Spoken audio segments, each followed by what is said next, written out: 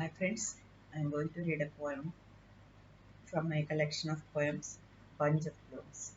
The poem is titled, I Know Why the Birds Sing.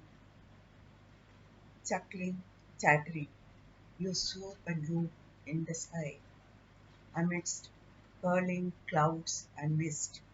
Look snug and shy, possess poet soul. Chirps echo in the air, show the world you are in love. Birds on trees by the river's rim, dazzling in robes of vivid hues, rainbow wings and bills sleek. Notes you sing in tuneful voice, like a midnight choir from afar, to awaken me from avid dreams. In the wilderness of woods, in the silence of wastelands, you sing to flowers wild, like a fragrant wine, with a pounding heart, for nature to hear your secret ails.